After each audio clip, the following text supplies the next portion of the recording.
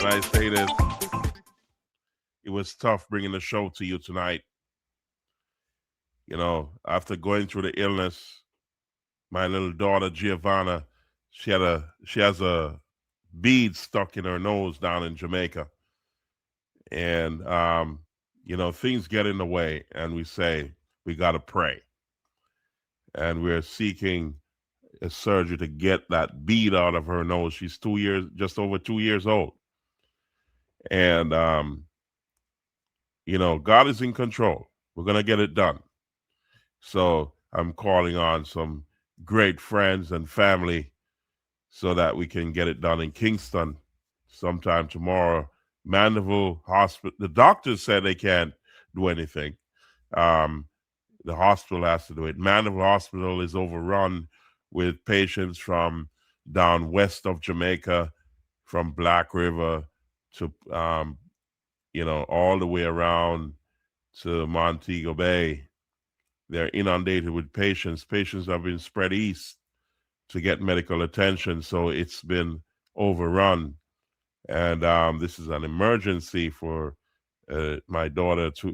She's just over 2 years old. So we're actively, and I'm waiting on the phone to ring tonight to see if we can get her that medical help to get that bead out of her nose. But God is in control, ladies and gentlemen. So tonight, as we normally do, we're gonna start with a prayer, and let's get to it. You know, God is always in control. So let's get to it, ladies and gentlemen. I'm telling you, it's been some testing times, we call it, and these testing times test your faith in Jesus Christ. Just remember that. And prayer, we're going to give a prayer for strength tonight. So let's get to it. Let me share that with you so we can get to it. So, ladies and gentlemen, I'm off location. I'm not in the studio, as you can see, and I'm not too sure how things are going with the audio. So tell me in the comment section. On my end, the levels are saying that we have audio streaming to you, but if you can hear me, just give a thumbs up or a yes in the comment section so I know you're hearing me live. Um, as I said, I'm not in the studio tonight, but I had to come on live after a week of absence. I apologize, but I've been very ill, and things get in the way, but we still find a way. So let's go, ladies and gentlemen. Let's start with a prayer, and we'll move on from there. Let's go. Let's start the show. Strength in the valley. Dear God, thank you for being with me, even in the deepest valleys of my life. Thank you for understanding the heaviness that I carry and the pain I don't always have the words to express. You see the tears I cry when I'm alone and the moments when my strength feels completely gone. But even here, in the lowest places, you are still God. Your word in Isaiah chapter 40, verse 29 says, He gives strength to the weary and increases the power of the weak. And God, that's exactly what I need. Some days I feel too tired to keep going. I don't have the answers.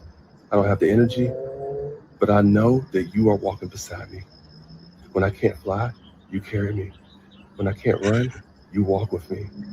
Thank you for not rushing me through my healing. Thank you for giving me strength in the waiting. Thank you for lifting my eyes to see that I'm not alone in this valley. You are everlasting. You are faithful. You are the one who never grows tired or weary. So I surrender this heaviness to you. I give you my grief, my worry, and my anxiety. Give me supernatural strength today. Let me rise again, not in my own ability, but through the power of your presence. I believe that you are working, even when I don't see it. Even in this valley, you are leading me forward. In Jesus' name, amen. Amen, ladies and gentlemen, and I say amen again. It is it is awesome when you keep your faith strong in Jesus Christ. So like, share, subscribe, comment, click the notification bell. Let me give you a little bit more inspiration. You know, I like to give inspiration in tough, especially given that these are tough times and it's testing times that we're in right now. And you got to recognize and strengthen your faith in Jesus Christ.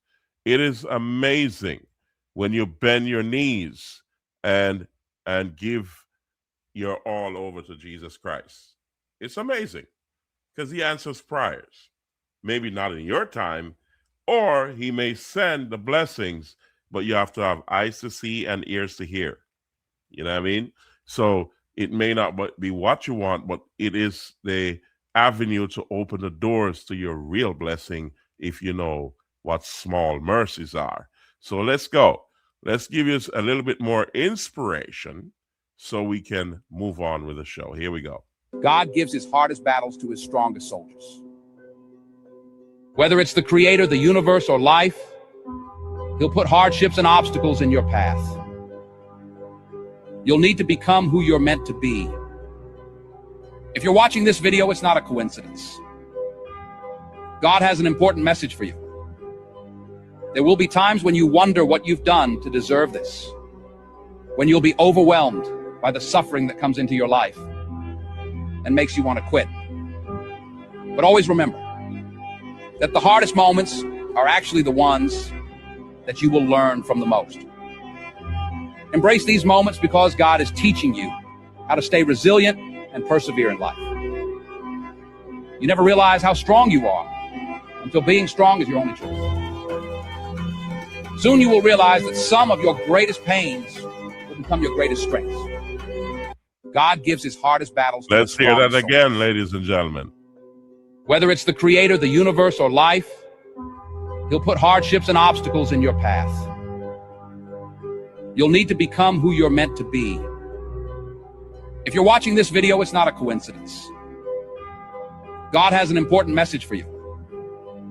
There will be times when you wonder what you've done to deserve this, when you'll be overwhelmed by the suffering that comes into your life and makes you want to quit.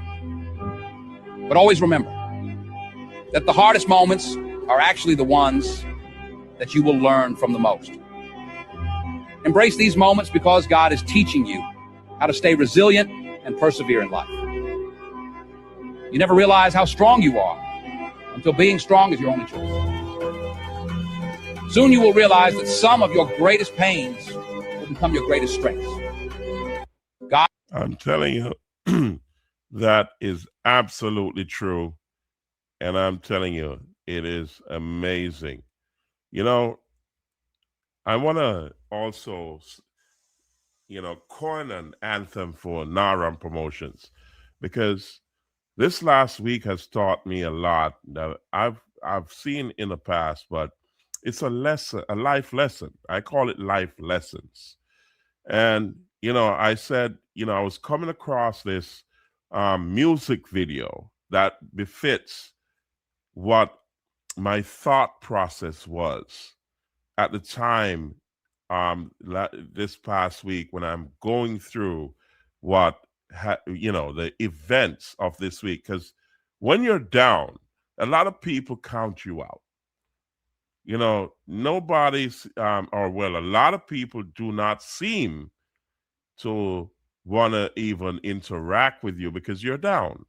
I was ill, and even some of my closest did not even ask how you're doing.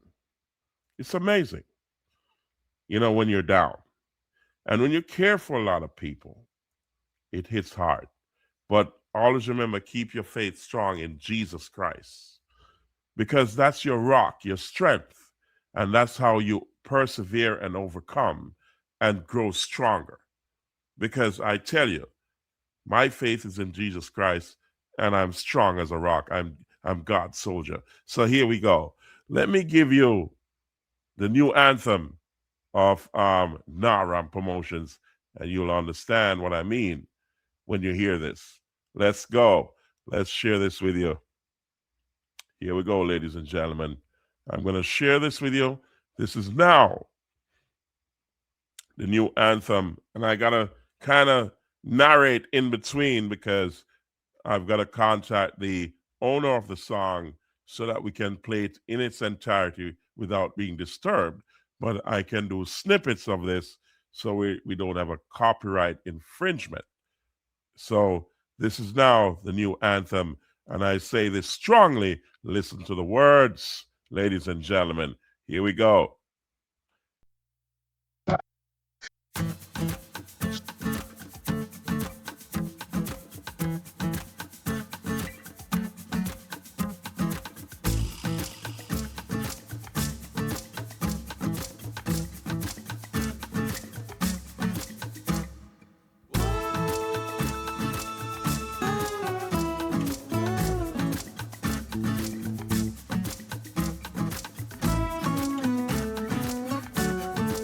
You know, this is a new anthem, ladies and gentlemen.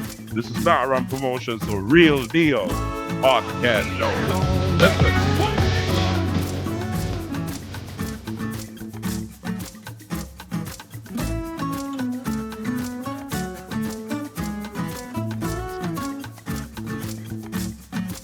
Goodness gracious me, the new anthem of RAMP Promotions, the real deal podcast show. This week has taught me a valuable lesson, and I've moved to another level on this. I say welcome back to the show, ladies and gentlemen. This is RAMP Promotions, the real deal podcast show. Welcome. You know, like, share, subscribe, comment, click that notification bell, because I'm telling you, it's amazing what you can achieve if you only believe in Jesus Christ. Let's go. It's going to be a beautiful show tonight. And I'm saying this, hats off to you. It's going to be like that. So, ladies and gentlemen, there was a brother, one of my followers, who made a comment in the comment section, and I was reading this about a week ago. I was on a week ago Saturday, just over a week ago, and he sent me a comment, and I have to address this. So give me a moment. Let me find it and put it on the screen, because I did not get a chance to complete my script for tonight. However, I did just a quick shot of it, and I wanted to bring this to you because I have to address this the person who sent this in, and it was absolutely necessary that I bring this to the fore. So let's get it on the screen, and I'm trying to get it up here. So just bear with me a second while I get it up. And I was very drawn back as to what is this person really wanting. What is he really saying, or is this person really thinking of what is really going on in Jamaica at this moment in time? Because it's amazing what has happened since October 28th, and if you don't understand what went on in Jamaica on October 28th, then you should really do your research. And this person just, off the cuff, made some frivolous comments, and I want to address that. Not frivolous. I'm not going to say frivolous. I'm going to say the person just spoke, out of, patriotism. Let's put it that way. Let's say the person spoke out of patriotism for Jamaica, but really did not understand the words they put across and what actually it means to say what they said. So I want to bring it to you. Let me see if I can get it up here, because it's in the wrong format, and I'm hoping, yep, there it is.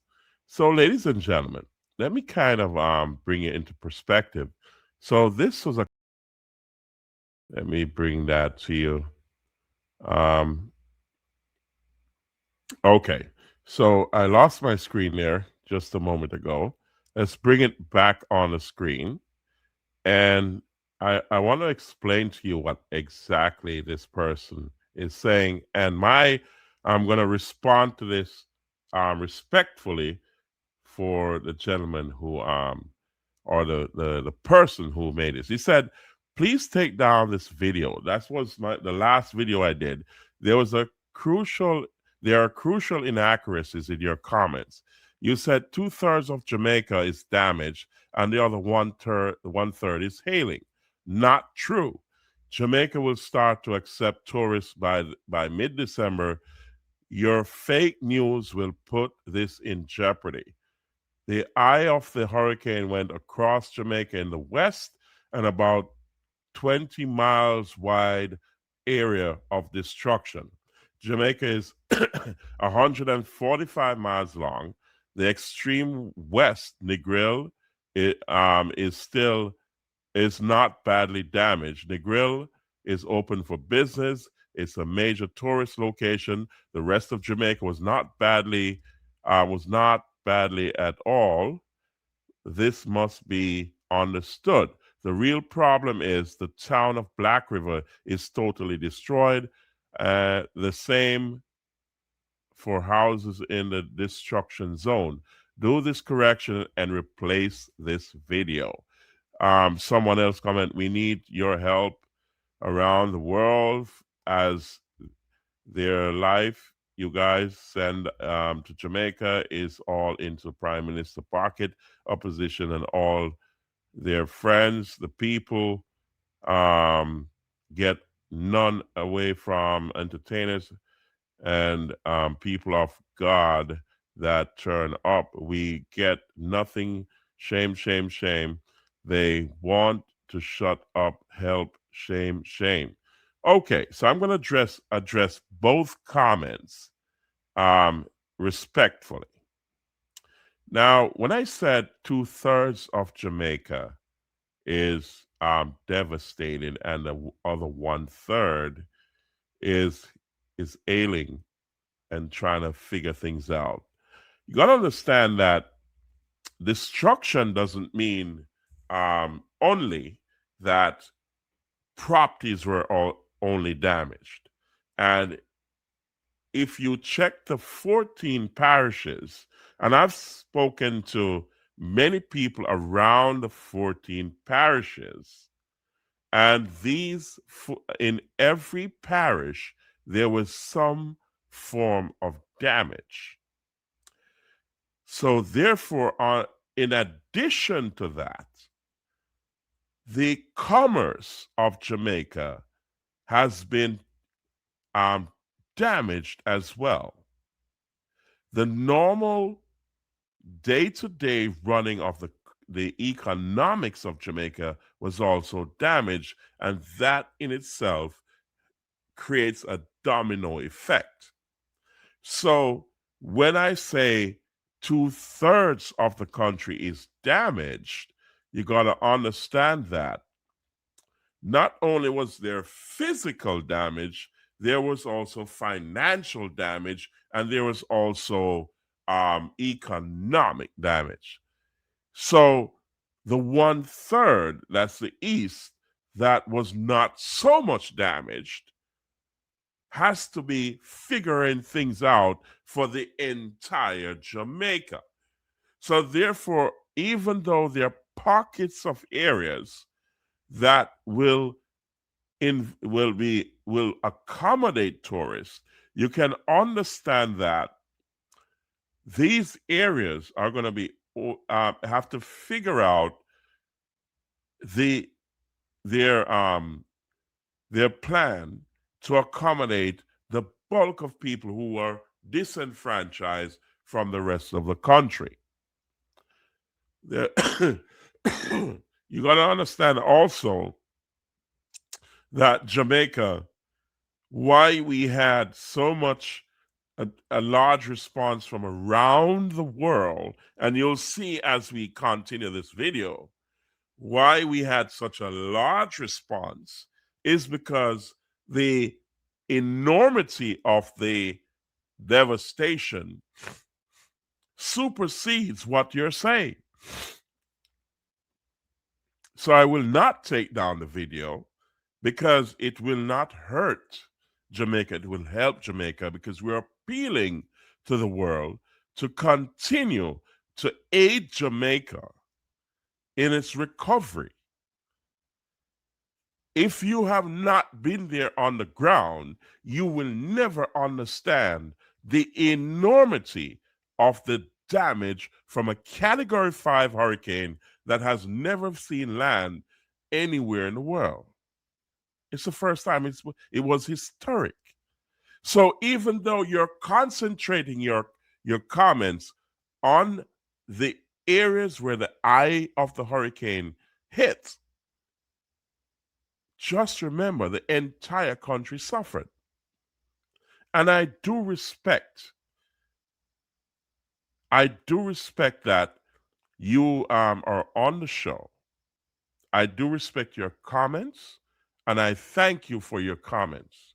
And I'm responding to you as as a courtesy because I respect all my audience. And I hope you continue to watch the show. And we say thank you. Please like, share, subscribe, comment, and click the notification bell. The gentleman who, the person who also made the second comment, you should also realize that not only celebrities entered Jamaica to help, there was a lot of people, but you can also understand the large undertaking of Andrew Holness, the Prime Minister of Jamaica. And we say hats off to him and we salute him because when you're running a country and you have all the people of the country under your wings and in your hands, he's got to make some serious decisions. And he has been doing that all the way. And we say, this is not about politics, it's about the people of Jamaica, and it's about Jamaica in general. He has been doing a marvelous job, and I'm going to point that out to you. So whether you're PNP or JLP, it doesn't matter.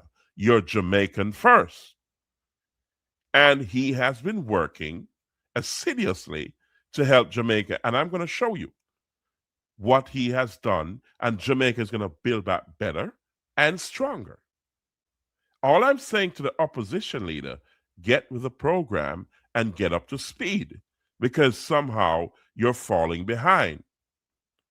So join hands and let's rebuild Jamaica stronger and better than before. So the person who commented, the government is taking a measured approach to help every citizen of Jamaica. And it's evident from what he's doing. And I'll show you as we go along because it's going to be a long show. So buckle up and let's go. So let's remove this from the screen. I also gathered some information that is easily accessible to each and every one in the world. It's on Google. It says here, while an exact single percentage for the entire island physical area isn't provided in reports, official estimates indicate that roughly 1/3 of the country was significantly impacted, with the total physical damage valued at approximately 41% of its 2024 GDP. The storm made landfall as a catastrophic Category 5 hurricane in late 2025, October 2025, primarily devastating the western parishes of Jamaica. Extent of the damage. The damage was extensive, particularly in the western regions of the island, which bore the brunt of the storm's 185 miles per hour winds. And I said in my last podcast that that's where the scale stopped. They stopped measuring from there, because you had wind gusts far exceeding, based on my research, far exceeding 250 miles an hour. So that was bigger than a Category 5 in my estimation, because my research tells me that a Category 5 is at 155 miles per hour wind.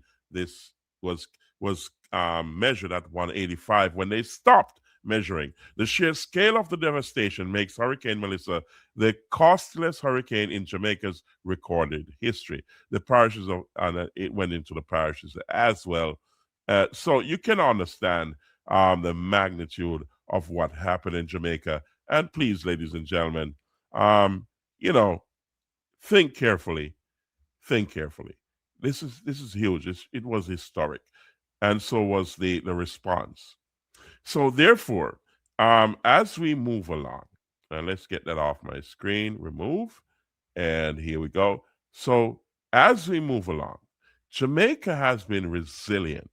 And the people, I must say, hats off to them. Although there was a lot of frustration, or is a lot of frustration, there was a lot of relief going on. And we're going to move away from the relief. This is my last show talking about relief for Jamaica, because you got to continue to send your relief, but now Jamaica is in a recovery mode. All right. So while I'm there, let me pause to send condolences to a family member. That's Mr. Leon Lloyd, who lost his grandmother in Downs District in Manchester. Mr. Leon Lloyd, his grandmother passed away. We call her Auntie Esmond. She has been close to me, and she's very dear to me. And we say, God gave her wings, and we pray for her soul. So we're going to say hats off to Mr. Leon Lloyd. Also, we're going to big up DJ Latta, who's out there in the world taking care of business, and hopefully he'll be back on the show whenever he can. We can't say he's going to be back here permanently. He has a lot of stuff he has to take care of, so he'll be in and out whenever he can. And we say hats off to his family and also his friends and companions. So I wanted to share this with you. Jamaica has been absolutely resilient amidst the devastation that happened to Jamaica. And I wanted to show you this of how, celebrities came in. I can't do all the celebrities. It's a short show. This show is too short for that. But I just wanted to show you this picture, how it resonated with a lot of people around the world. How people of Jamaica are so resilient, and the people of the world, how they respect the people of Jamaica. They turned up to help. So let's just dive into this. Check this out, ladies and gentlemen. It's so befitting for this moment here.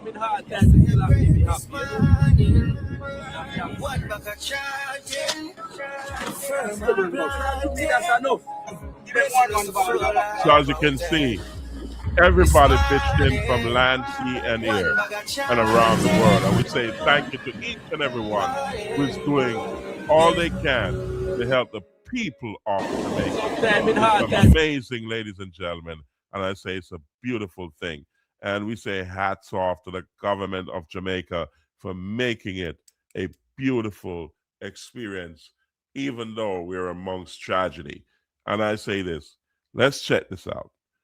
Let's look at some of the things that some of the countries that responded. United States was one of the first ones who dived in, and let's show you, just remind you of what they did. And it's amazing, all the countries, all the people who dived in and helped Jamaica in its, the darkest moment is amazing. Check this out, ladies and gentlemen. Here we go. This government, the U.S. Embassy, we stand with the people of Jamaica. I'm standing with them right now. You may have heard over the last few days, President Trump and Secretary Rubio expressed their strong support for Jamaica. As the minister alluded to, this is the first concrete example of that, in terms of we're sending in not only aid on this plane, but also experts. You'll see 40 or 50 people come off of this plane, including Fairfax County Fire search and rescue experts, because we're here to help the people of Jamaica recover from this devastating hurricane. And I hope to be out here all week long greeting other shipments as they come in. We have already received 12 relief flights today, and the day is not over yet. We are really thankful for this huge shipment on this huge plane that has arrived here, courtesy of the U.S. government.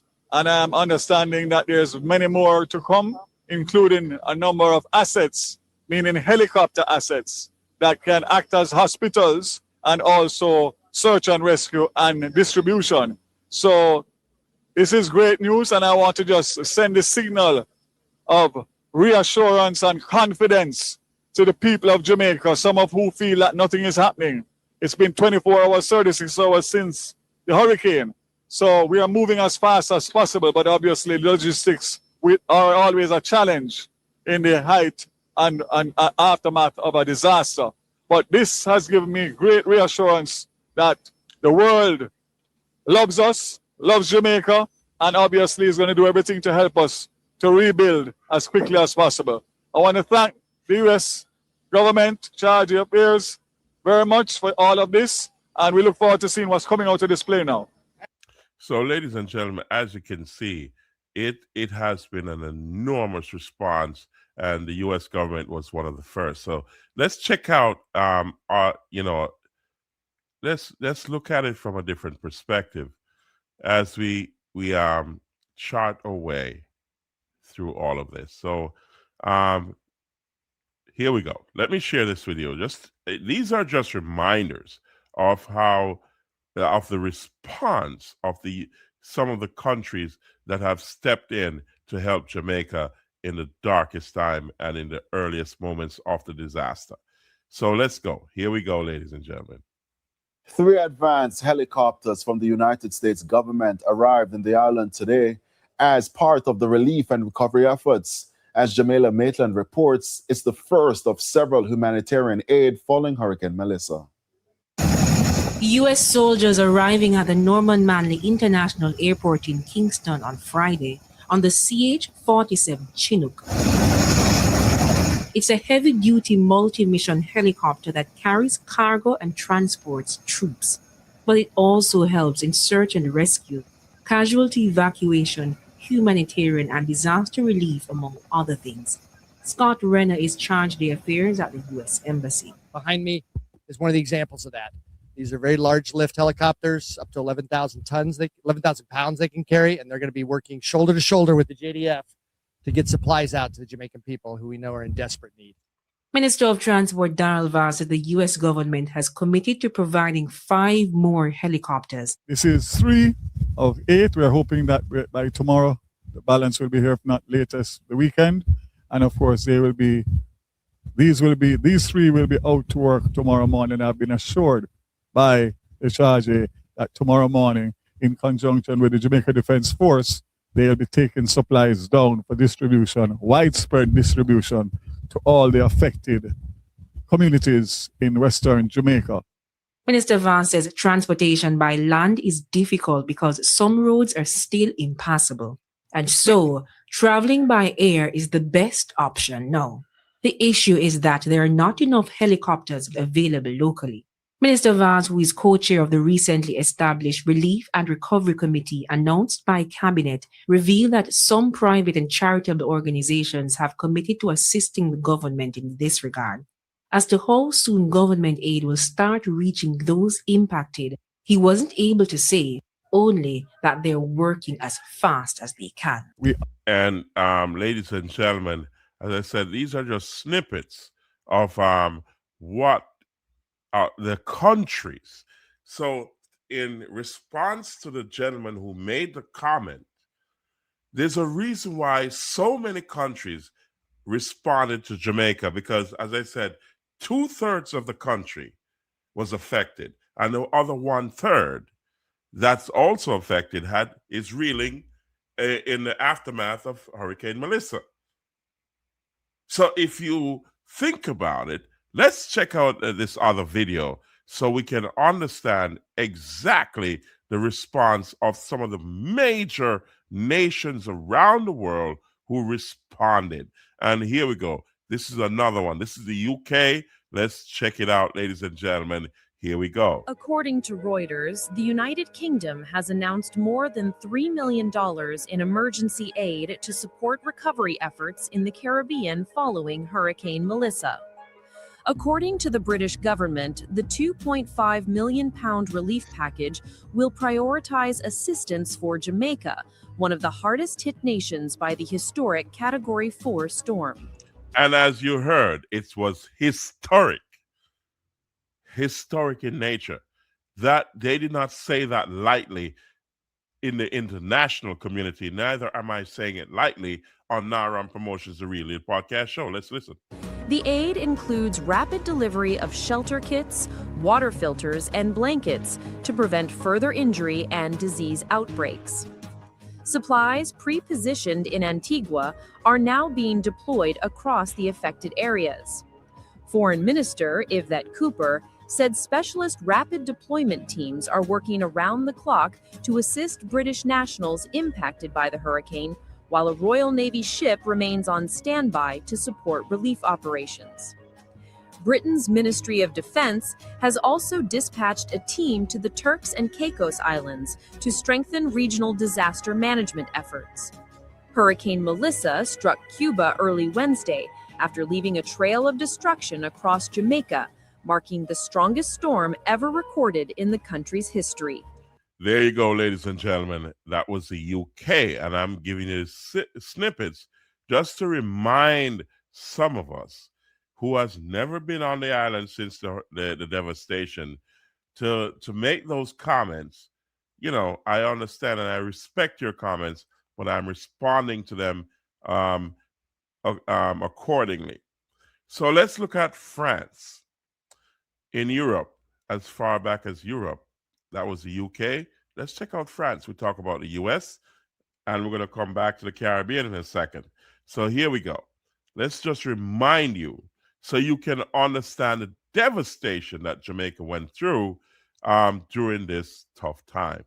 So it was enormous. Here we go. Let's go. Here we go, ladies.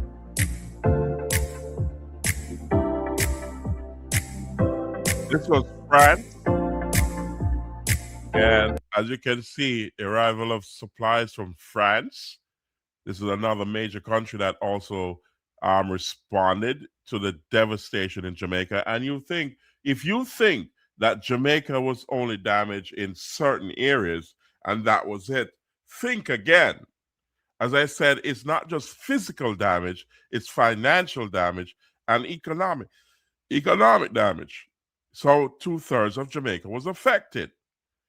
And if you really think about it, the entire Jamaica was affected. Think about it carefully. As this was France, so I touched the US, the UK, and this is France.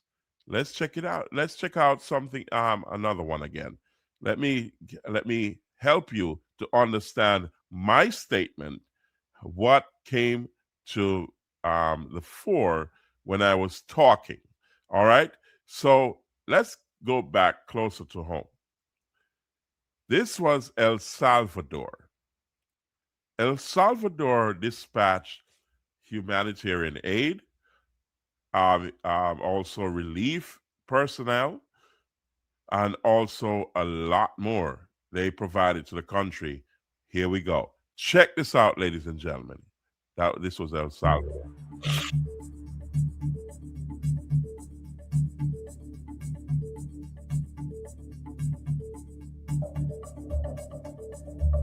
Check it out. So you understand. I think it was just around or over 200 police workers in the country as the first responders, just like the US, UK, Canada, and also El Salvador. We're talking about massive response around the world because of devastation. So you got to understand, ladies and gentlemen, this was not normal. So when I say 2/3 of Jamaica was devastated and the other 1/3 was left reeling in the aftermath, you got to understand that the entire country suffered in its entirety. So you got to keep that relief and also recovery help to Jamaica coming, because it's going to take years to recover. All right. So even though parts of the country will receive tourists, as the gentleman rightfully said, yes, parts of the country have recovered, but the entire country has suffered. And that means the GDP is down. So you can understand, when you talk about the GDP, that's the lifeblood of Jamaica. That helps us, the poor man and the rich man, and in between. So therefore, when you stop the blood flow of Jamaica, then limbs will start to fall off if you don't begin to administer help. You get what I'm saying? So let's check this out, ladies and gentlemen. Let's go a little bit deeper, and let's look at CARICOM. Now, CARICOM leaders came to Jamaica, and let me kind of give you an understanding of what that means. When the leaders of countries, and this is CARICOM leaders, came to Jamaica because to show solidarity, it's not because a little portion of Jamaica got damaged. It's because the entire country of Jamaica suffered. They did not just come here for no reason. And let's check this out, so you understand what that means. This is total devastation. So the CARICOM leaders, let's take that off, joined the Prime Minister of Jamaica to show solidarity and support. Even the World Bank sent their agents to Jamaica to show solidarity, to pledge help to Jamaica. And we say hats off to the government of Jamaica and the leadership of Jamaica. That's Andrew Holness, in how he's handling the affairs of Jamaica. You got to give him kudos and salute him for his temperament and also his measure in dealing with the devastation and the affairs of Jamaica. This was years in the becoming, and they have made contingencies for things like this, even though it's far beyond those contingencies, but the world stepped in. And when you have the World Bank and CARICOM and other major countries around the world sending their agents and their leaders to Jamaica to show solidarity, what do you think? Because only a portion of the country was damaged? Think again. So let's check out another video so you can understand all of this I'm doing is just to share with you what really happened and why I said what I said. Now, if you have other major country like China sending, let me share this with you before I speak. Let's share this, and then I'll jump in and speak after that. But check this out, ladies and gentlemen. Here we go. Here we go. Missions filled with love and care. Journeys bring peace to the world. The PLA Navy's Peace Ark takes China's advanced medical services across the oceans. We hop onto this maritime hospital ship and dive into stories along the way. Or look at the courage, the touching moments, and the excitement. How the Chinese military builds friendship around the globe. It's in Jamaican waters. The Chinese hospital ship, the Ark Silk Road, arrived in Jamaica's territorial waters on November 22nd and is now anchored at the Pedro Keys. It will relocate to the Falmouth Pier this weekend. A total of 104 medical professionals are on board, including 60 doctors, 32 nurses, pharmacists, and technicians. The truth is, not every child. So, ladies and gentlemen, that was the Health Minister, Christopher Tufton. We were in the same, we went to high school together at Manchester High School, Christopher Tufton and I. We're in the same class, and we were rivals in terms of debate rivals, and also school prefect, and also I was class prefect as well. So our history goes deep. So, ladies and gentlemen, you can understand when major nations, you get in the news that the U.S. and the Russia and China are at a war, or global economic war. Nothing like that. Don't follow the foolishness.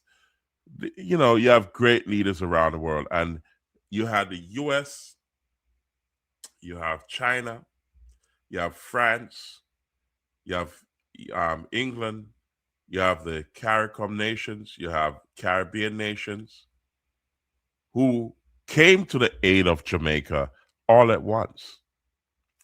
So you tell me, is there a rift between these countries? I don't think so. They came to the aid of Jamaica because of the leadership of Jamaica.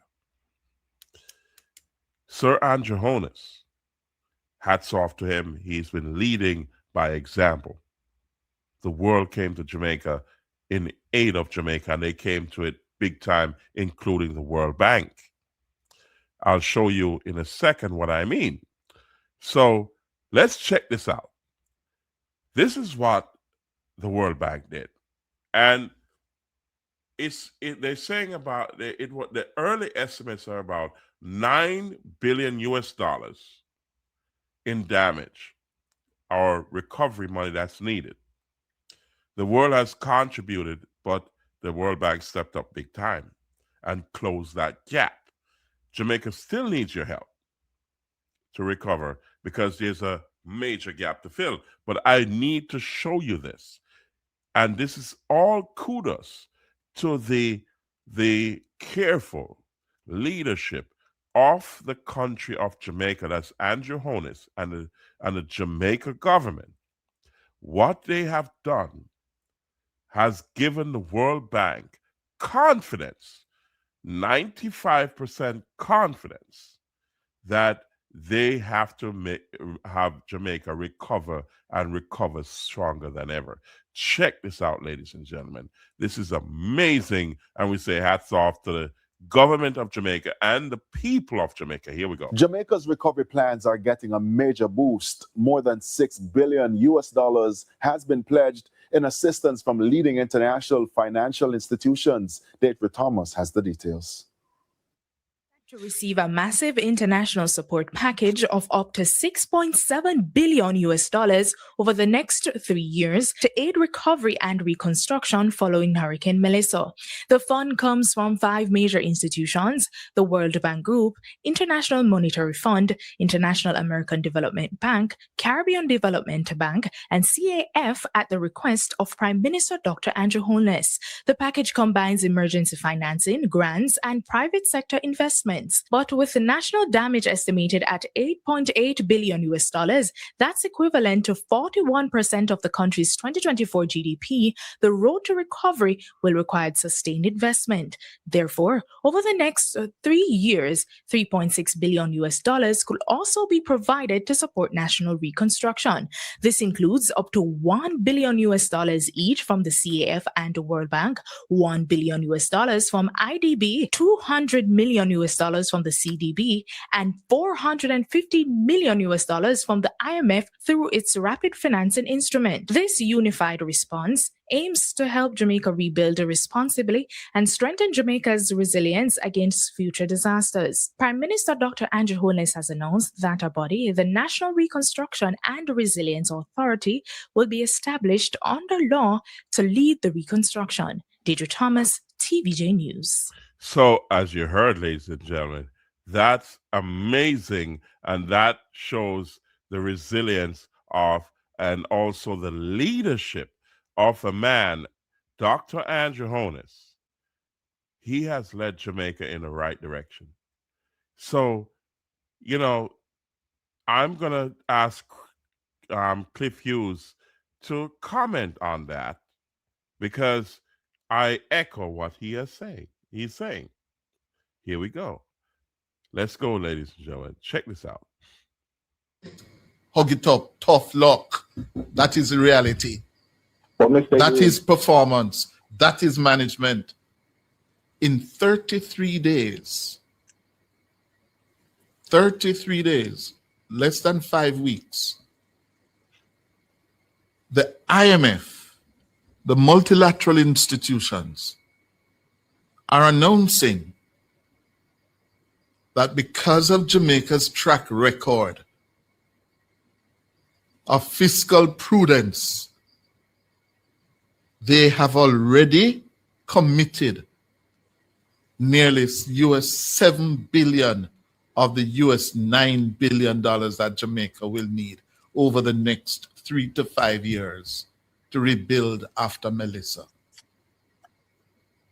That is an outstanding vote of confidence in Jamaica and the administration of Andrew Michael Holness.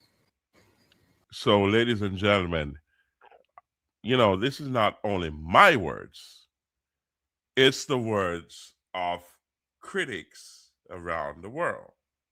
And also, it is testament to the government's efforts to bring Jamaica to the forefront.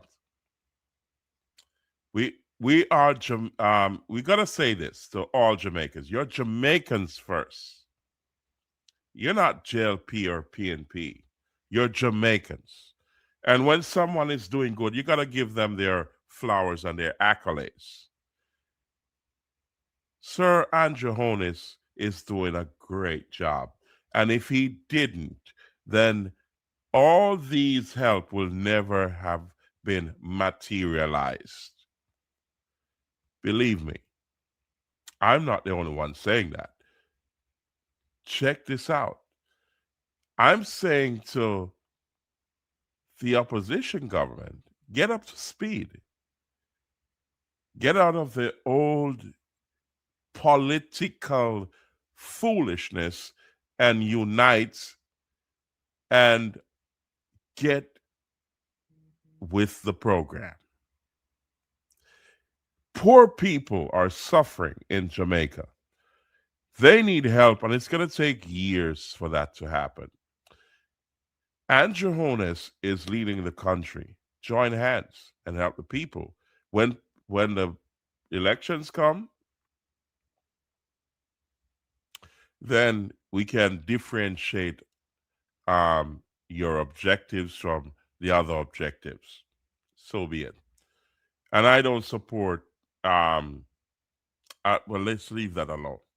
So therefore, it is now time to unite and help the people of Jamaica, because we're saying this to everyone in Jamaica, that you're Jamaican first.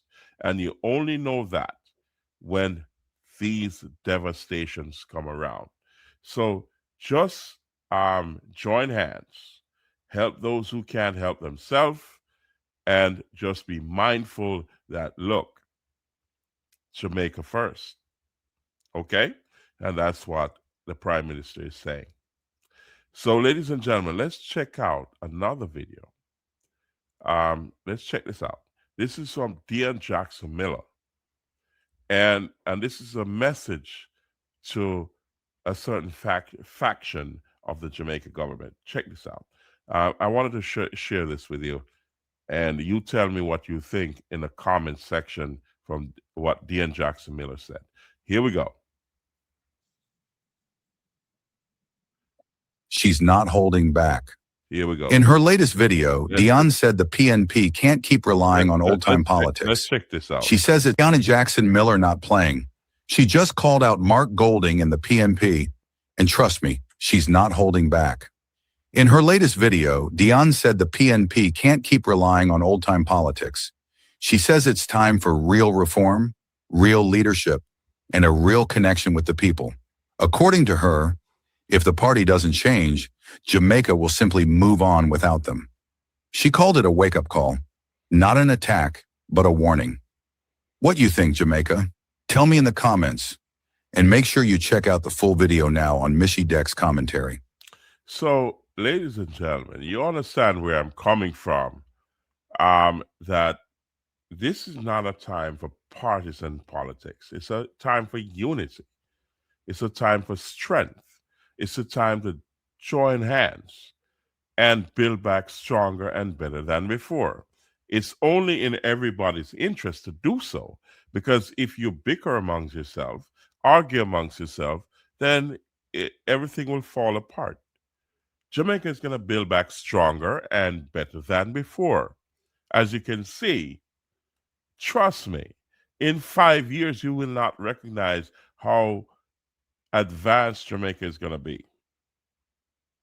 It is prime time for to join hands and be a part of the solution rather than the problem. Here we go. So let's check out another video.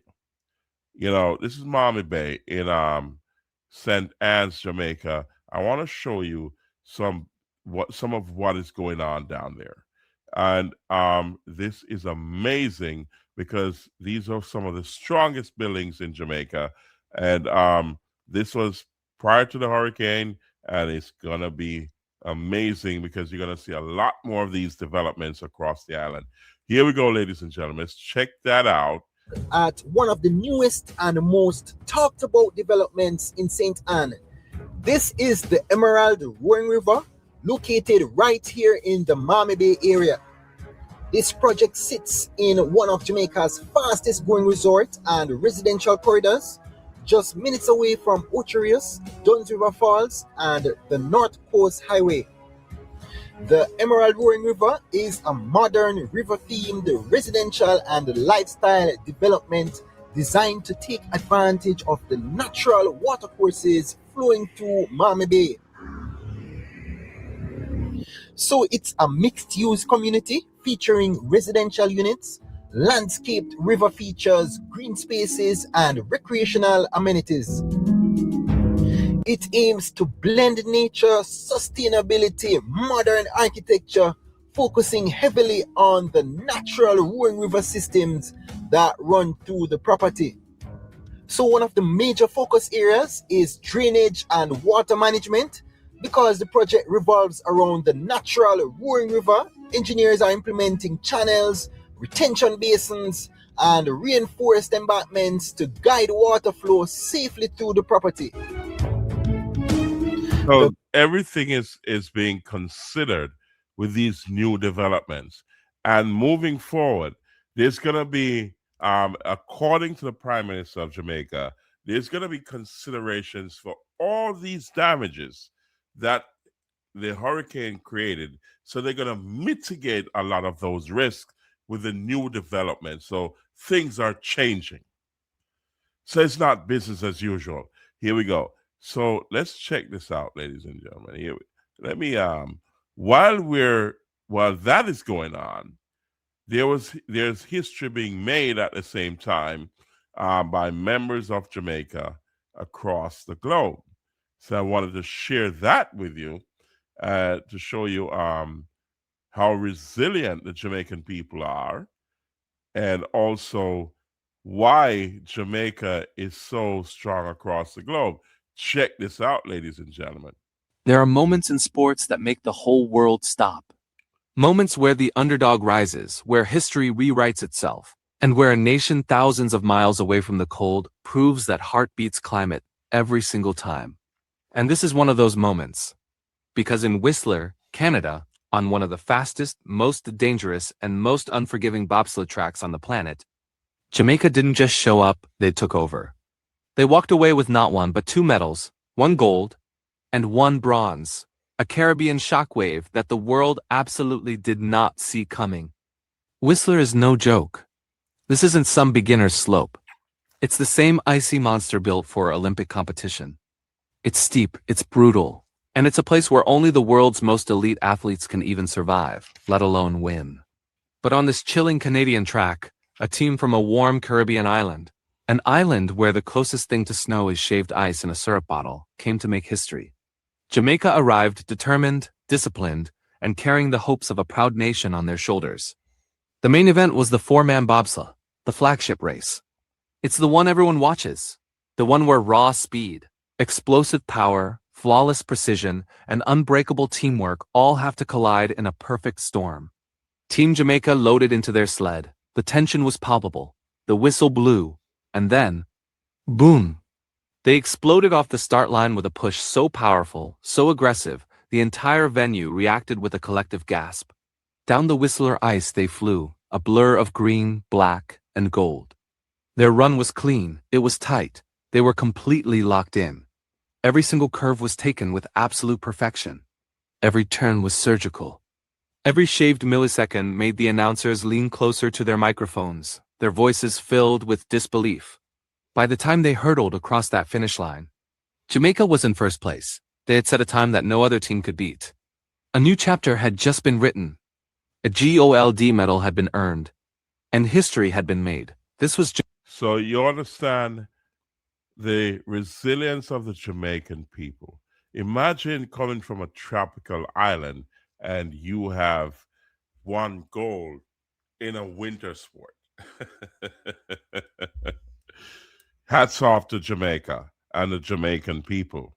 And we say salute the Jamaican people for those achievements, even amidst the devastation. And I'm saying this, ladies and gentlemen, it is not ordinary. So you can understand at this moment in time, hold on a second, let me get this off my screen. Yeah.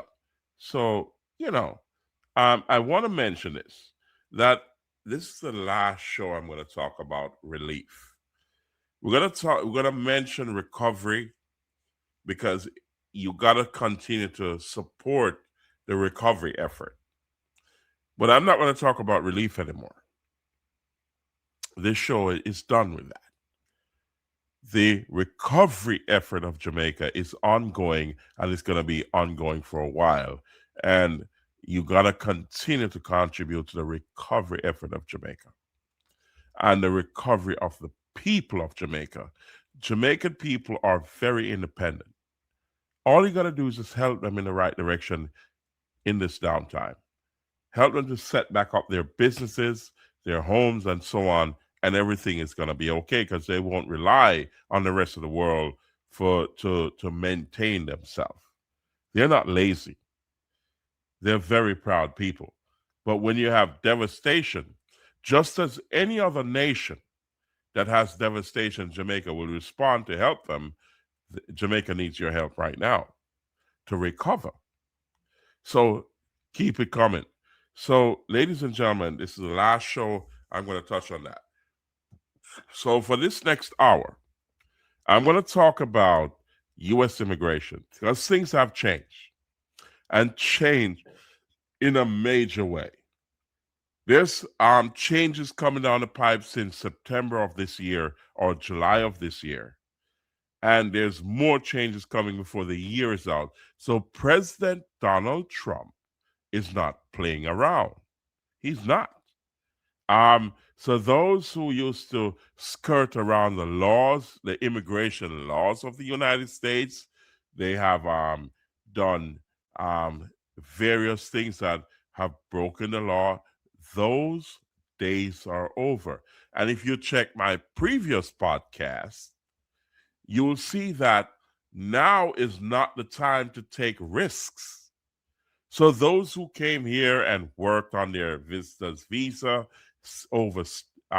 not overstayed, but they stayed longer than what they told those agents in the airport. All these things are being scrutinized. There's travel bans that have been implemented from major countries around the world who have exported terrorists to the United States to harm U.S. citizens. Those who have imported drugs to the country, those who have committed crimes in the United States, they're being deported, and even their citizenships are under scrutiny. The time now is not to make a mistake, but to walk that straight line and get in line and do the right. Don't do the wrong. Things are not business as usual as when President Biden was in power or even President Obama was in power. There's a new sheriff in town. He's cleaning house because the waste, fraud, and abuse is so big that they have to clean up, because you can only endure so much and no more. Billions and trillions of US dollars have been abused by fraud and waste, and they're cleaning it up. So the immigration section of the country, they're now looking at each and every one in a very microscopic way to see if there's any indication that you will come to the United States to create fraud, waste, and abuse, and also criminal activities. This is only natural when you have so much historical records of voter fraud. People come to the United States and vote, and they're not U.S. citizens. They vote by fraud. And it's now proven that even dead people or on the death records, it's now proven that these people are now on the voter roll and they have voted. They're dead. It is now proven that immigrants who are not lawfully in the country or they are not citizens have voted. I've been mentioning this in the past, and a lot of people laugh at me. And this is why the President of the United States has to step in and put his foot down. Red, white, and blue runs through my veins because I have allegiance to the United States. And if you're in a country that you have allegiance and you come here and you violate the laws of the United States, I have an obligation to report it. So what do you think is happening now?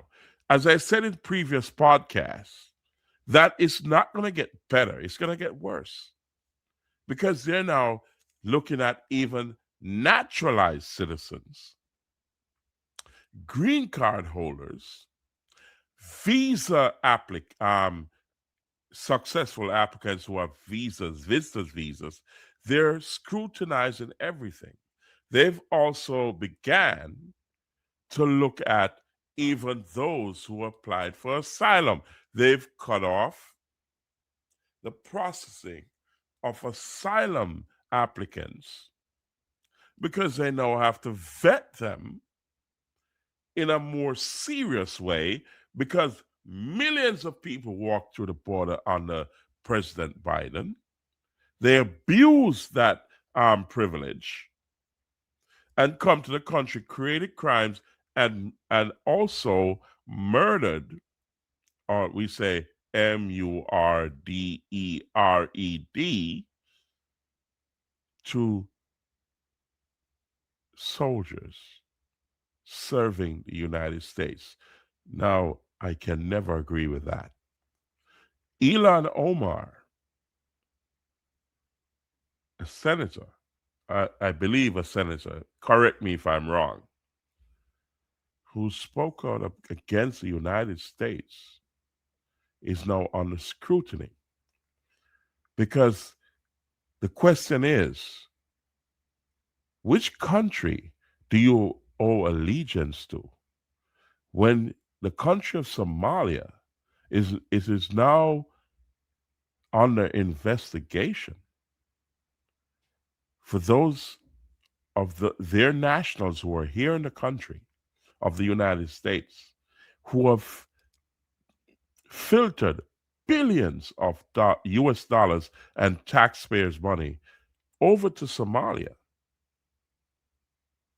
on the false and fraud pretenses. That is now being investigated. And I can say this because it's all over the internet. If I'm wrong, tell me if I'm wrong. But it is now being investigated by the FBI, the Department of Justice, and the President of the United States has commented on that. Tell me something. If somebody comes to your home, eats your food, shits all over your place, trashes your place, what are you going to do? Sit by and let them do it? Hats off to President Donald Trump for stepping in, putting his foot down and say, law and order must prevail and common sense must prevail. No matter which country you're from, you're not going to allow people to shit on you, to take advantage of you, to steal your money, steal your food. There's millions of Americans who are standing by, looking on to see the abuse and fraud that others have come to the United States and created. They're driving luxury cars, they're earning millions of dollars, and even when you're collectively billions. It's all over the internet. Check it out if you think I'm lying. The president spoke about it. And that's only from one section. But think about those who have come here from all over the world, from multiple different countries, and taken advantage of the United States. And they say, okay, you live off the government of the United States, taking their tax money to do whatever you want, and you don't really need it. Or you're too lazy to work for it.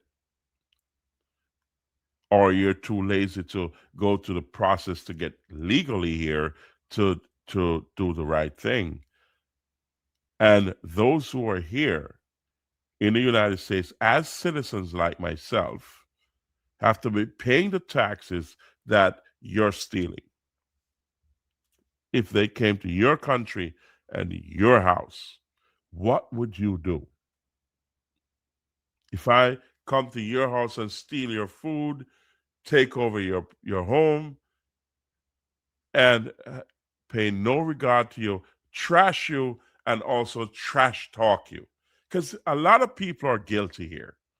When they say, oh, the president of the United States is trash. United States is trash. Like, for example, Ilhan Omar of Somalia was granted U.S. citizenship, and she married her brother. And she's saying Americans are stupid. What? There's a saying in Jamaica, you can't stay atop a cow and cut cow. So you're in the United States enjoying the safety and security and the privilege of being here in the United States, and you're saying Americans are stupid and Americans are watching you, and you're a senator? I think a senator. Correct me if I'm wrong in the comment section. Are you for real? Come on. Now, the United States is shutting down. The president of the United States said, listen, we are going to vet. We're going to stop processing from certain countries, especially third world countries. It was in the making. All the abuse, fraud, and waste caused this. He did not get up overnight and say this. It's a cause and effect. So if you abuse a certain system, if you fraud a certain system, and you steal from a certain system, and you create crimes within the country, what do you think is going to happen? Business as usual? You're going to defend criminals, fraudsters,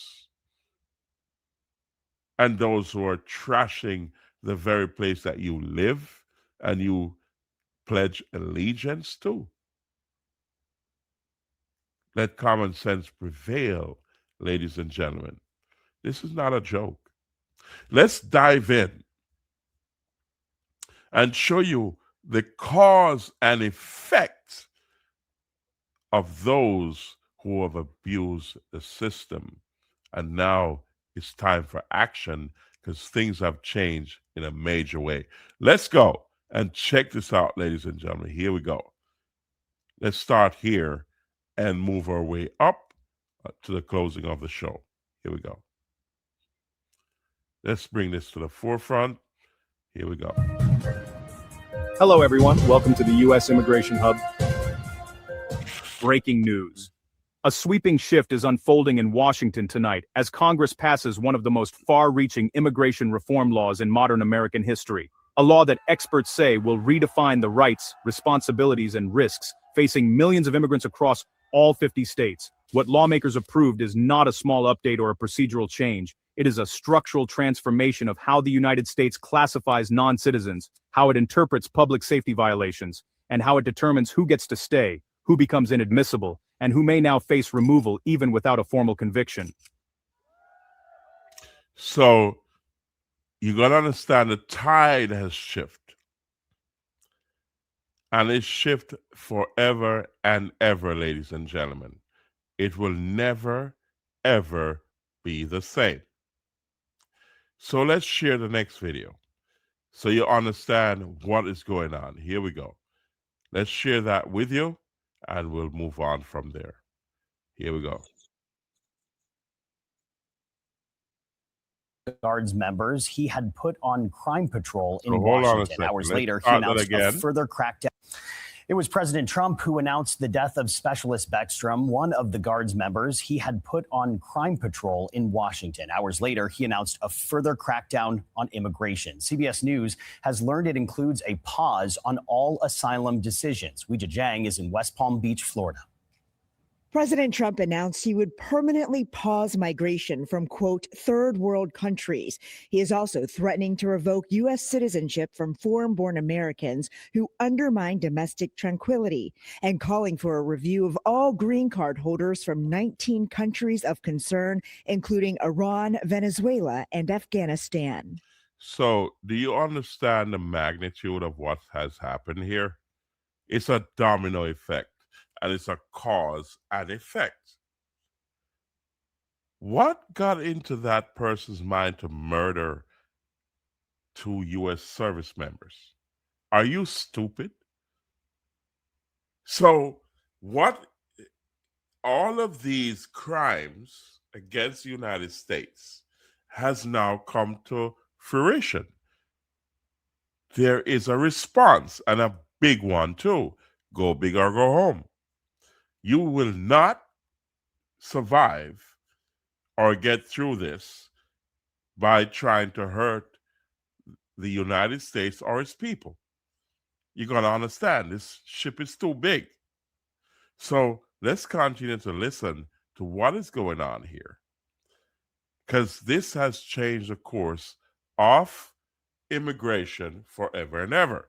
Let's listen to Attorney Mac Bean as she warns of what is going on. Here we go. Let's check this out, and then I'll comment afterwards. Here we go. Here we go, ladies and gentlemen.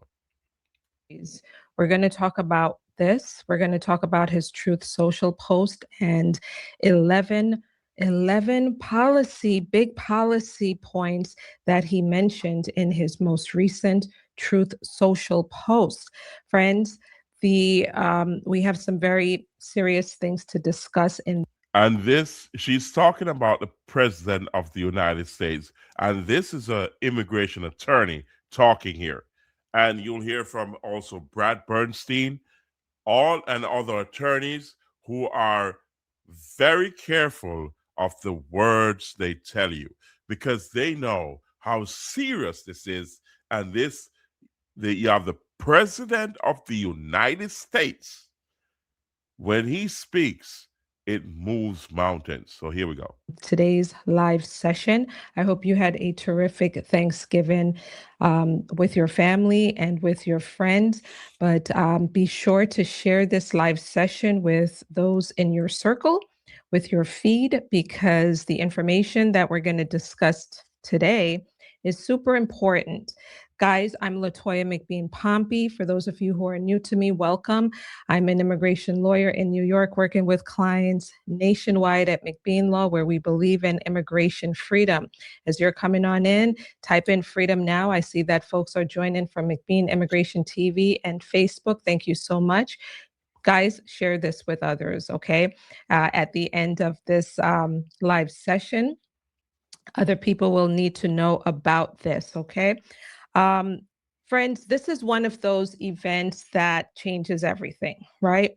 I was reflecting on what happened this week with the tragic shooting that occurred on Thanksgiving Eve of the 2 National Guard members in Washington, D.C. And tragically, we've learned that one of them, she passed away, and she was only 20 years old. She was brutally killed by an Afghan national. And this has significant implications for immigration. But I was thinking, you know, it's sad, and I say condolences to the families of these troops, because this should never happen on the soil of the United States or any country, that is.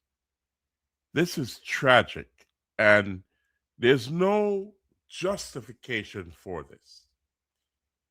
And I hope they give that person a death penalty, because it was unprovoked. There's no justification for this. And the president acted correctly, in my estimation and my opinion. I support the President Donald Trump on his decision to do what he's doing with immigration right now. Here we go. About all of this, and it reminded me of when 9/11 happened. Hold on for a minute. Right after 9/11, about a year later, I went to work on Capitol Hill as a young intern. And everyone in Washington, D.C. kept saying at that time, oh, 9/11 changed everything. It changed D.C. Every single person who I encountered around that time kept saying how much it had changed Washington, D.C. I think what happened this week, it feels to me similarly to how I felt back in those days, that this changes immigration, at least under this Trump 2.0. It changes immigration in a significant way, and we're going to get into it. And rightfully so, because the abuse of the privilege of leaving your country to come here for a better life, this is not what you're supposed to do when you get to another man's country or another people's country. Embrace the privilege and also better your life. I call this a prisoner's dilemma. All of us are in this together. And if all of us work together, we can make this country stronger and better. And even the country that you're coming from can also benefit to make your country stronger and better. But if you come here for destruction, then it's time for the death penalty. Why are you coming here to kill the people of the country? It does not make sense.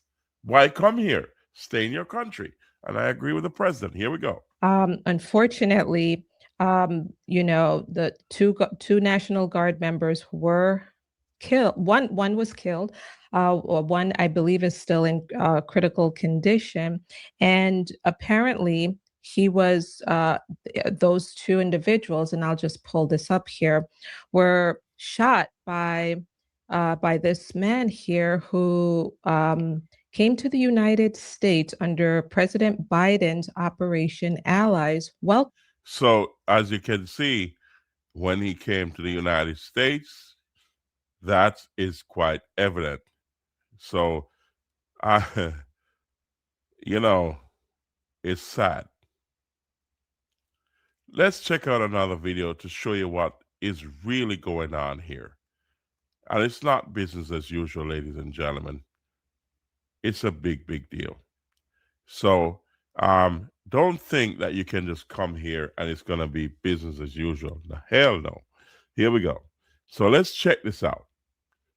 Here we go.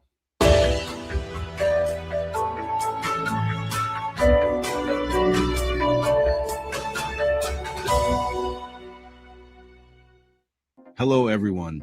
Welcome back to our channel, U.S. Immigration News. We hope you're doing great. In this video, we're going to talk about green cards frozen for 200,000 refugees as Trump orders full re-interviews. Please hit like and subscribe, and don't forget to push the notification bell for an upcoming video. The Trump administration is preparing to launch an extensive reevaluation of every refugee admitted to the United States during the Biden presidency, according to a memo circulated to several media outlets on Monday. This video represents one of the most disruptive changes to the U.S. refugee program in decades, a program that traditionally offered safety and stability to people escaping violence, persecution, and political upheaval. Nearly 200,000 refugees who arrived between January 2021 and February 2025 are expected to face significant uncertainty. Advocacy groups warn that many families are likely to experience renewed fear and instability as the government reopens their cases. Legal organizations anticipate a wave of litigation, saying the plan reflects a persistent pattern of harsh treatment toward communities rebuilding their lives in America inside the new federal directive. The internal memo, signed by US's Director Joseph Edlow and dated Friday, claims that the Biden-era refugee process prioritized quantity over rigorous vetting. It announces that USCIS will conduct a complete review and, in many cases, a fresh interview of every refugee admitted during that 4-year period. And you can understand why. Because now it's time to pony up and be subjected to additional scrutiny. And that's for the safety and protection of the citizens of the United States. It's only natural it's going to go that way. What do you think if some people said, oh, the good must not suffer for the bad? Of course you will. What do you think? We're going to separate you out? Of course it's going to happen. They're going to vet across the board because too much has been going on. Waste, fraud, abuse, and criminal activities. What do you think? Because you are okay, you think you're not going to be vetted?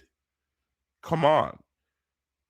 Speak to the people from your own country that came here as immigrants and got legal. Tell them to stop doing what they're doing. Be a voice for your own community. Tell them to fall in line and be a mouse on that treadmill to add taxes to the country of the United States and to live a good life, because those taxes pay for your security and your well-being. So good schools, security, good roads, and so on and so forth. That's what it is. Because you come here for the American dream, to be secure. You don't have wars here where bombs are dropping, and also fraud and that good stuff. President Trump is weeding it out because you have some bad actors. And for him to weed it out, he has to go across the board to everybody. What do you think? You're going to get away? Goodness gracious me. Ladies and gentlemen, welcome back to RAMP Promotions, the Real Deal Podcast Show. Let's touch into some more U.S. immigration.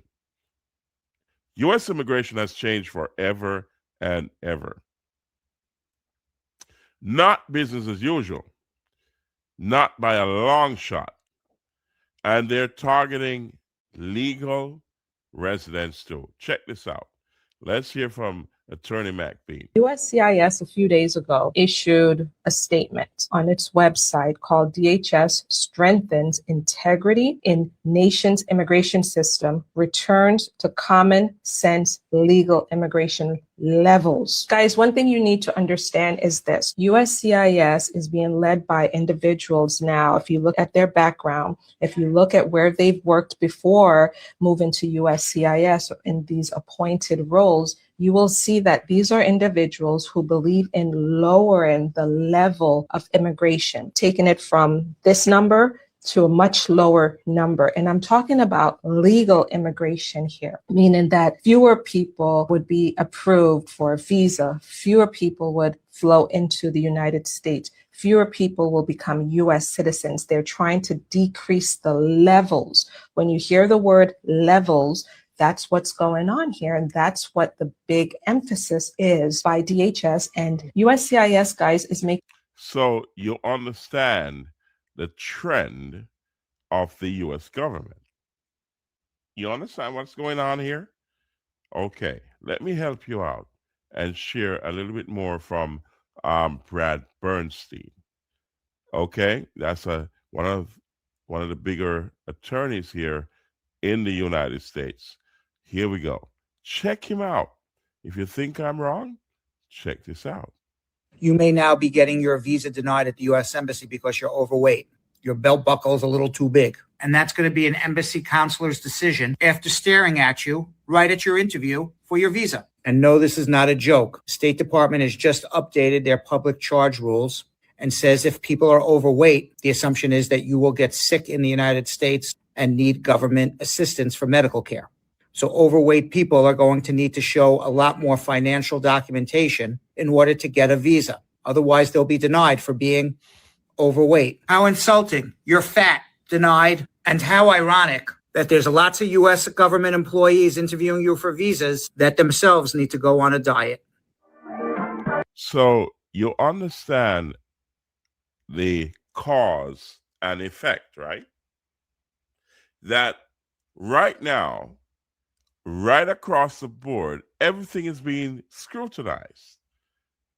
You know, it's like you touch a bee's hive or a wasp nest, you shake it, and all these wasp and bees come out, and you feel like you're not going to get sting. Come on. Some people are saying in my circles that, oh, why one person should dictate what happens to everybody. It happens because they shake the wasp nest and shake the bee's hive. So what do you think is going to happen if you're in that circle? You're going to get sting. It's only natural. It's common sense. So if you behave badly online, now that they're scrutinizing your social media, remember when you trash the U.S. and say, the president is this, the president is that, and F America? It's on your website. It's there forever. Guess what happened? They say loose lips sink ships. So your loose lips gave you the denial because your opinion is now part of your forte, your history, your who you are and what you think about this country. Especially if you're here and it's helping you, even naturalized citizens, they're going to scrutinize. Check this out. Let's look at some more videos about open borders and birthright citizenship. Let's check this out from Andrew Branca. He's an attorney. I think he's on the bar of the Supreme Court. Let's check him out and hear what he has to say. They've clamped down on open borders, and it's now. I think it's about time.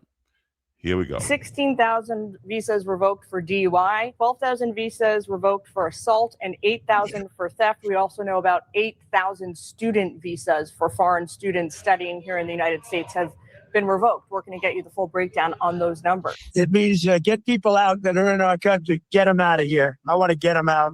We got a lot of people in our country that shouldn't be here, and they came in through Biden, and he was the worst president in the history of our country. But the single biggest thing he did was allow millions of people into our country that shouldn't be here. Drug dealers, prisons were opened up and allowed to come into our country. You take a look at the people that were allowed to come into our country. We're paying a big price for it, and we will for years to come, including the recent killer of two wonderful National Guards people. And I'll tell you what, that animal should not have been allowed to come into our country. President Trump is deporting these are liberal criticisms. President Trump is deporting garden variety illegal immigrants, not just those who've committed violent crimes. Surely that's not what you voted for. No, that's exactly what I voted for. Okay, well, now he's using drones to blow up narco terrorists in the Caribbean. Surely you didn't vote for that. Nope. Again, that makes me happy. Well, how about this? He's sending the National Guard to major cities to impose order. That's a posse comitatus violation. Surely you didn't vote for the precedent that sets. Yep, all of it. All of it. I voted for all of it 1,000 times over. My only. So you can understand the sentiments of true-hearted, patriotic Americans. Let's hear from President Trump about birthright citizenship. Remember when you got a visa, especially if you're female, you got pregnant in your country and you waited until it's almost 3 months left for you to have babies. You come to the United States, you got a 6-month stay, and you'll have the baby here, and that baby become American citizen. The Supreme Court is now going to hear those cases. And what they're saying, according to the Constitution of the United States, if one parent is not subject to the jurisdiction of the United States, then that child is not a citizen. Take it seriously because it's in the Constitution.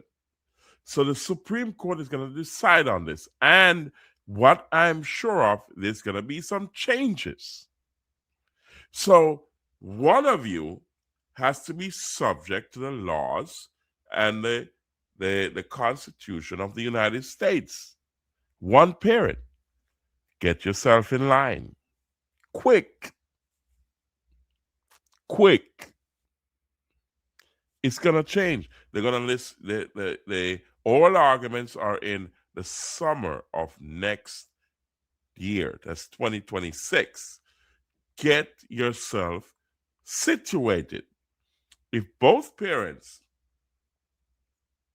are not subject to the laws and the jurisdiction of the United States, what do you think is going to happen? Think again.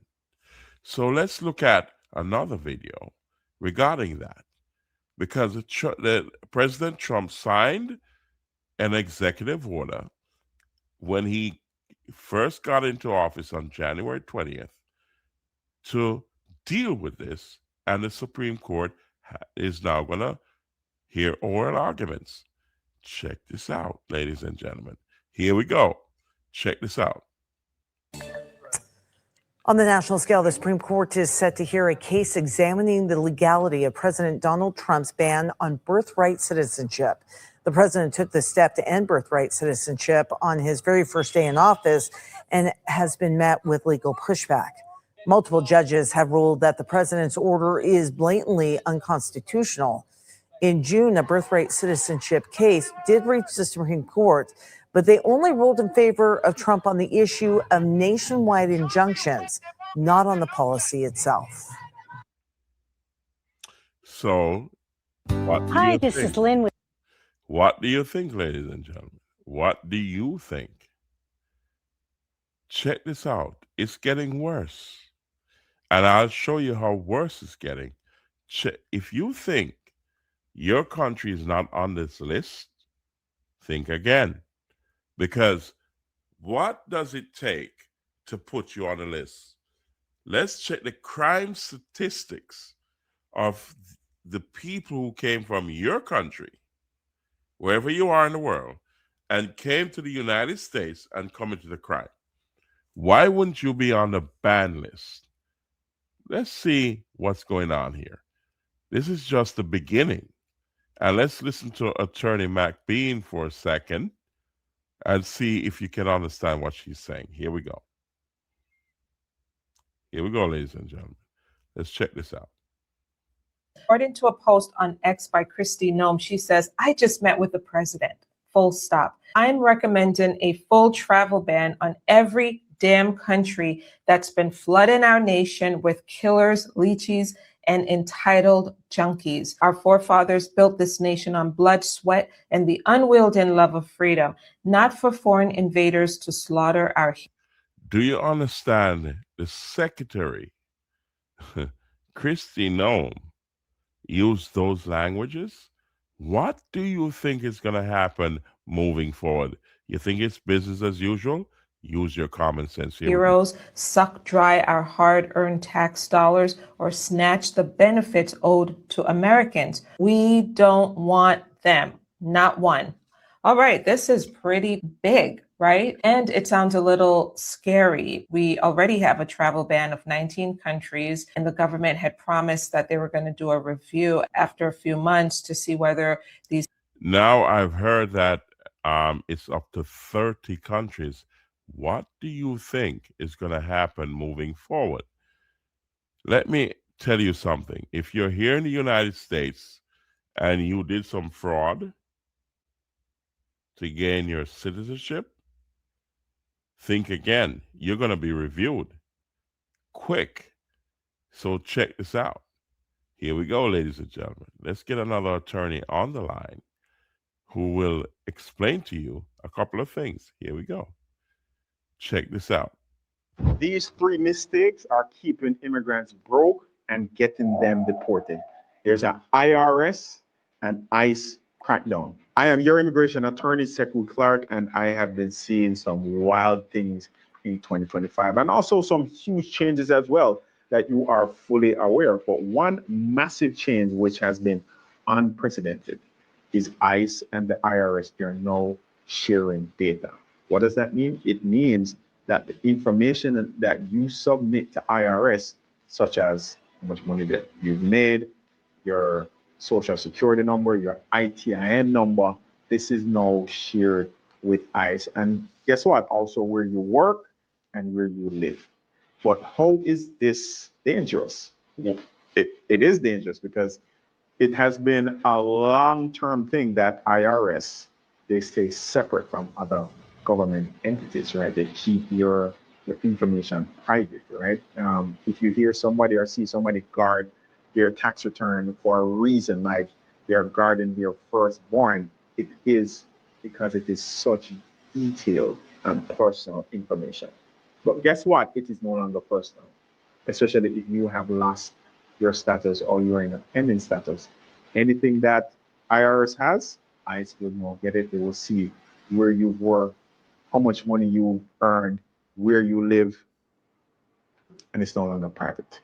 So how is this going to get you deported if you are an immigrant? Well, what I have seen happen is when you have an employer that hires an undocumented immigrant who has an ITN, right? And one or two things happen. They do not provide the W-9.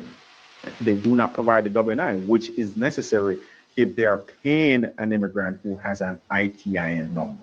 So the employer, right, they know you don't have a work permit, but what guards them is they can say, well, it's an independent contractor.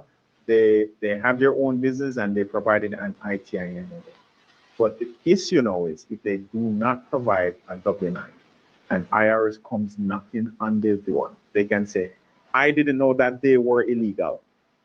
I didn't know that they didn't have a work permit. They have a valid LLC. They have an ITIN number. It's not my responsibility because they're an independent contractor. When ICE starts putting pressure on them, guess what they're going to do? They're going to give ICE all your updated information, meaning they're going to give that employer, along with IRS, will now give ICE your exact location. That employer is going to tell ICE that, look, I don't want any problems, but this is the information that they gave me. This is where they're staying. This is where they frequent, and they are here illegally, even though that's not my problem because they told me they were an independent contractor. I've seen it happen all the time. Huge issue going on because guess what?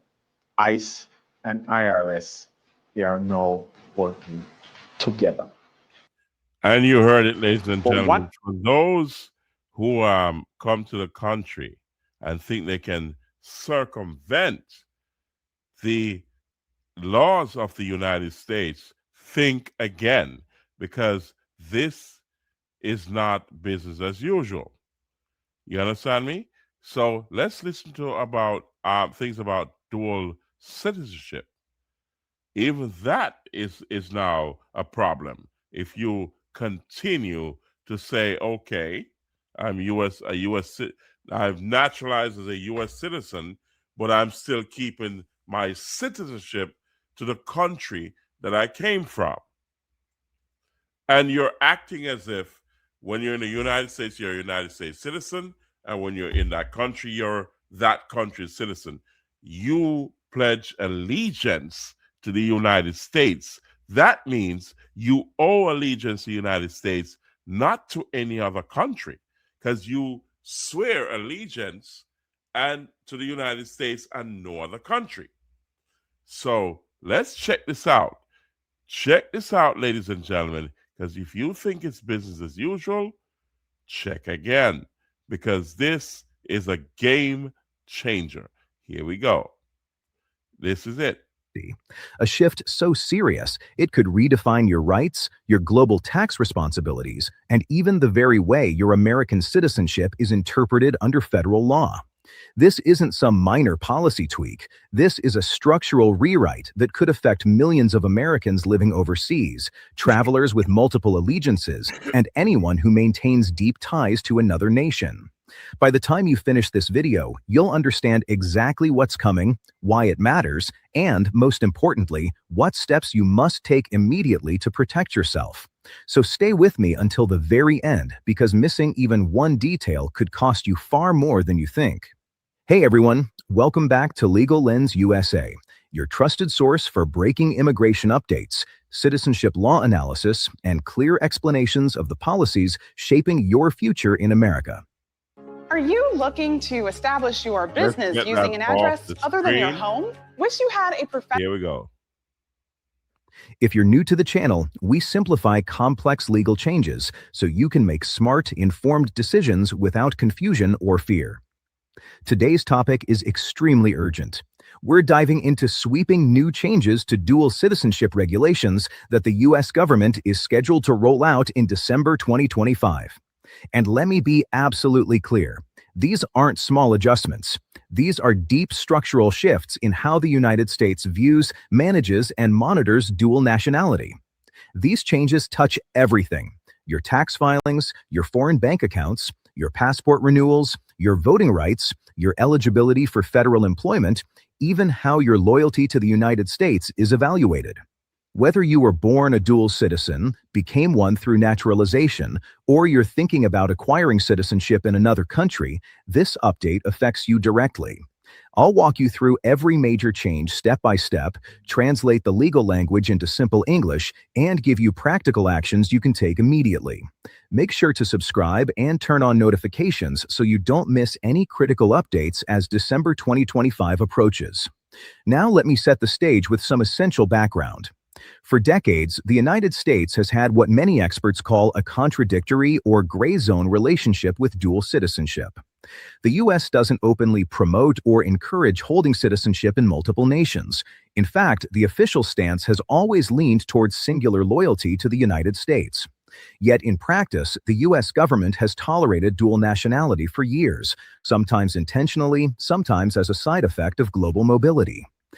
Think about the naturalization oath.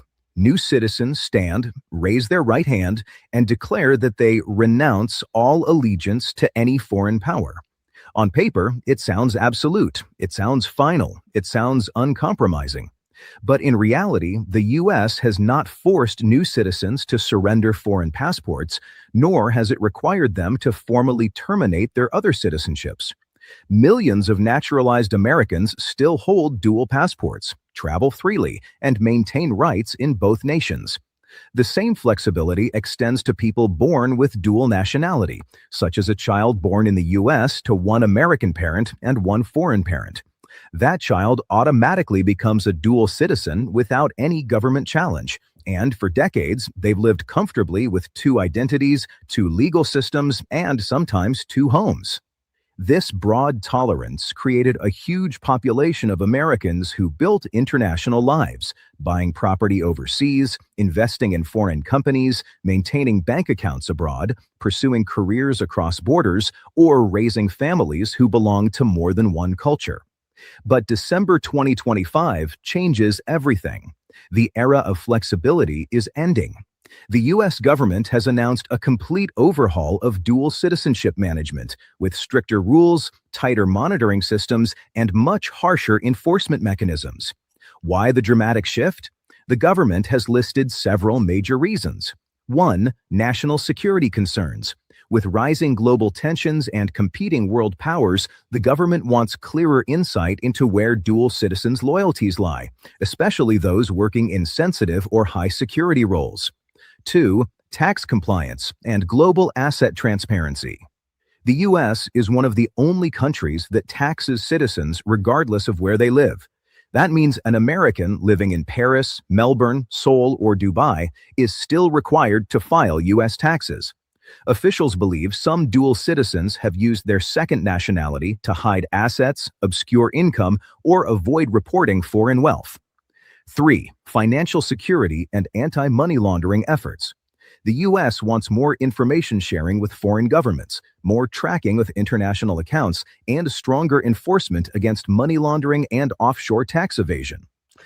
And that is a big, big deal, ladies and gentlemen. So take that for what it's worth. Let's dive in to a couple more videos, and I'm going to close the show. So check this out about the Supreme Court and about birthright citizenship. And I think I'll close it there. Here you go.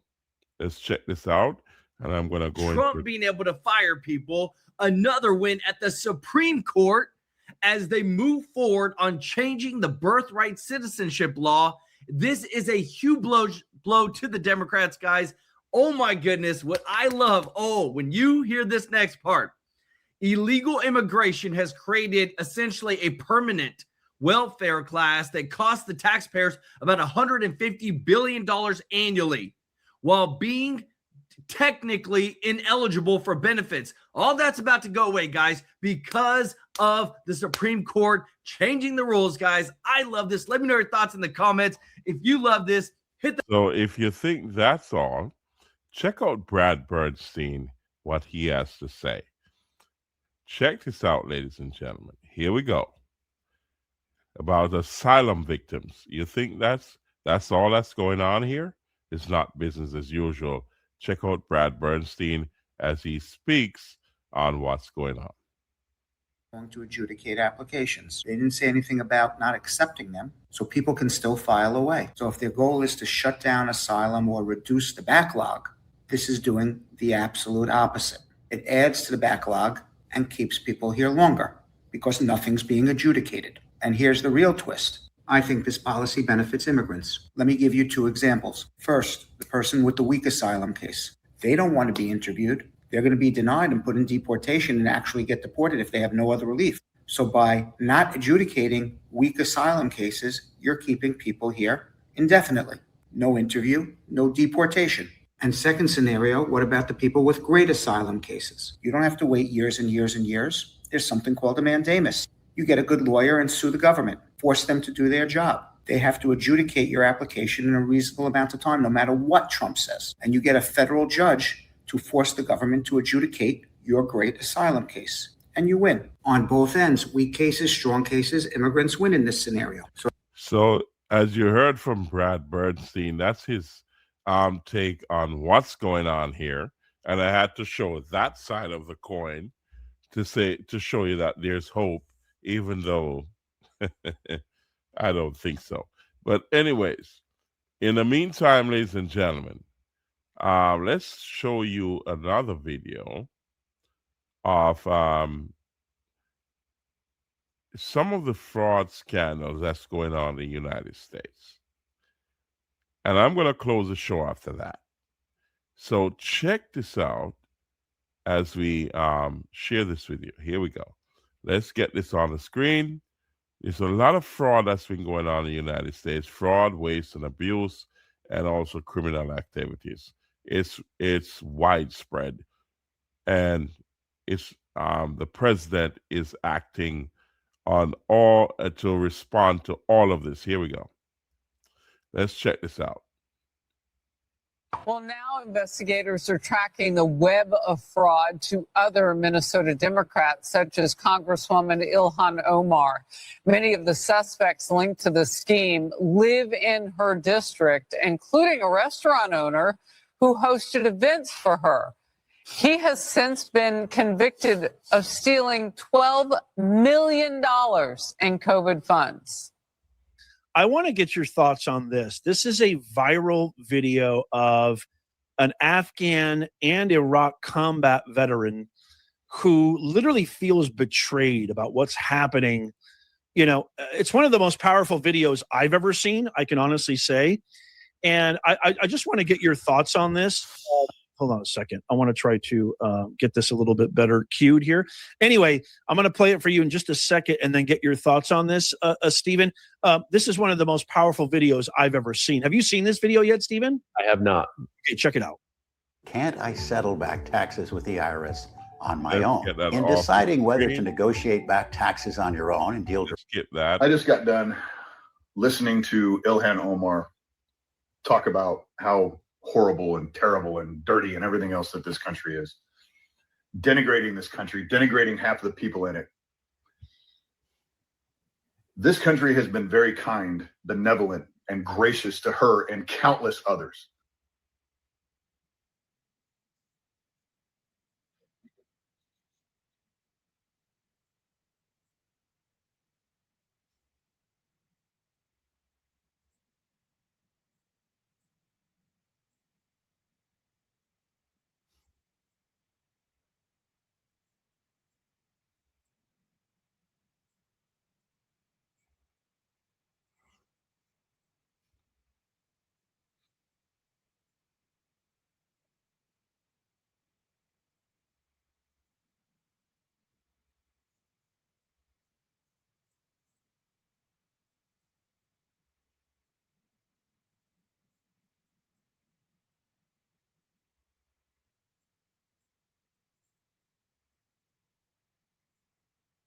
Field. I watched my son cry because he didn't know if or when he was going to see me again. And then I come home. I've been retired for 8 years. And I come home and what are we seeing? We're seeing entire communities being taken over by the very people that we fought to keep off of our shores. Dearborn Mission is completely freaking taken over. Now we have mosques in Minnesota, Texas, Missouri, all over the country. All over the country promoting Sharia law. Do we really have to tell people that Sharia law is incompatible with the United States Constitution? We were told. So, ladies and gentlemen, I got to close the show now. So remember Cash Code on December 26th. And also we have a big New Year's Eve event.